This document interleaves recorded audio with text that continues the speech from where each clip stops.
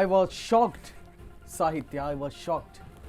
ಯಾಕಂತ ಹೇಳಿದ್ರೆ ಅವರು ಕಂಪ್ಲೇಂಟ್ ಕೊಟ್ಟ ಕಾಪಿಯನ್ನು ಓದ್ತಾ ಇದ್ದೆ. ಆ ಕಾಪಿಯಲ್ಲಿ ಬರ್ತಿದ್ದಾರೆ, ಸುಷ್ಮಾ ಎಸ್ ಆರಾಧ್ಯ ಎಂಬ ನಾನು mother Sonia Gandhi world welfare committee ಉಪಾಧ್ಯಕ್ಷರಾಗಿದ್ದೇನೆ. ವಾಟ್? ಈ ಕಾಂಗ್ರೆಸ್ ಮುಖಂಡ ದಾಳಿ ಮಾಡ್ತಿರೋದು ಯಾರ ಮೇಲೆ ಗೊತ್ತಾ? ಇದೇ ಸೋನಿಯಾ ಗಾಂಧಿ, ಇಂದಿರಾ ಗಾಂಧಿ ಅವರನ್ನ ದೇವರು ಅಂತ ಪೂಜೆ ಮಾಡ್ತಾ ಇರುವಂತಹ ಸೋನಿಯಾ ಗಾಂಧಿ ವರ್ಲ್ಡ್ ವೆಲ್ಫೇರ್ ಕಮಿಟಿಯಲ್ಲಿರುವಂತಹ ವ್ಯಕ್ತಿಯ ಮೇಲೆ ಇವರು ದಾಳಿ ಮಾಡ್ತಾರೆ ಅಂತ ಹೇಳಿದ್ರೆ ಇವರಿಗೆ ಕಾಂಗ್ರೆಸ್ ತತ್ವಗಳು ಕೂಡ ಇಲ್ಲಿ ಬೇಕಾಗಿಲ್ಲ. 24 ಗಂಟೆ ಡೆಡ್ ಲೈನ್ ಕೊಟ್ಟಿದ್ದಾನಂತೆ. ಯಾರು ನೀನು ಕೊಡೋಕೆ? ರಾಜು ಅಂಡ್ ಟೀಮ್, ರಾಜು ಅವರೇ ಅಂಡ್ ಟೀಮ್.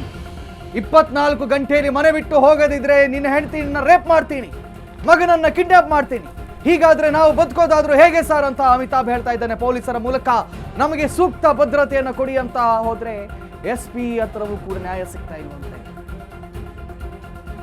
CM ಸಿದ್ದರಾಮಯ್ಯ ಗೊತ್ತು ಅಂತ ರಾಜು ಆಗ್ಲಿ ಯಾರೇ ಆಗ್ಲಿ ಅನ್ಯಾಯ ಮಾಡಬಹುದಾ ಸ್ವಾಮಿ? ಅದ್ ಹೆಂಗಾಗುತ್ತೆ?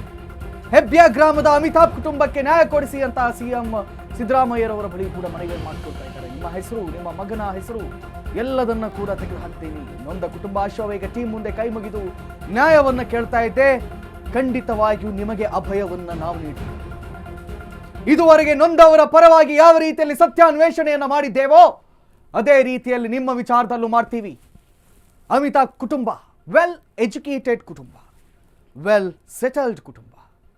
ಇಂದಿರಾ ಗಾಂಧಿಗಾಗಿ, ಸೋನಿಯಾ ಗಾಂಧಿಗಾಗಿ ಕೆಲಸಗಳನ್ನು ಮಾಡ್ತಾ ಇರುವಂಥ ಕುಟುಂಬ, ಸೇವೆಗಳನ್ನು ಮಾಡ್ತಾ ಇರುವಂಥ ಕುಟುಂಬ.